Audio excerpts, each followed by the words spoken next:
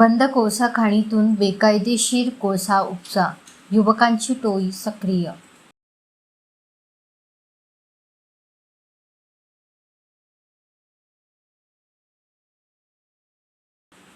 भद्रावती तालुक्यातील ढोरवासा तेलवासा परिसरातील अधिकृतरित्या बंद असलेल्या कोळसा खाणीतून बेकायदेशीररित्या कोळसा उपसा सुरू असल्याचा गंभीर प्रकार उघडकीस आला आहे.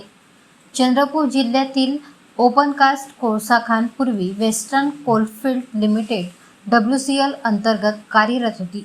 मात्र सदर खाण बंद झाल्यानंतरही येथे चोरट्या मार्गाने कोळसा काढून त्याची बेकायदेशीर विक्री केली जात असल्याने शासनाच्या महसुलाचे मोठ्या प्रमाणावर नुकसान होत असल्याची बाब समोर आली आहे.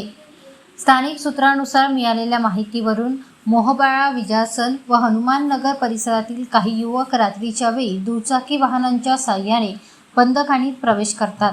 खाणीतून काढलेला कोळसा पोत्यामध्ये भरून अथवा वाहनांवर लपवून बाहेर नेला जात असून त्याची बेकायदेशीर विक्री परिसरात होत असल्याची चर्चा आहे. हा प्रकार नियोजनबद्ध आणि संघटित स्वरूपात सुरू असल्याचा संशय व्यक्त केला जात आहे.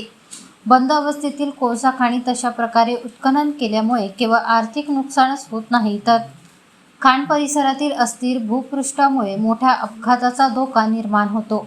संबंधित खाण आधीच धोकादायक अवस्थेत असून अचानक भूस्खलन, खड्डे कोसळणे तसेच विषारू वायूच्या उपस्थितीचा धोका नाकारता येत नाही.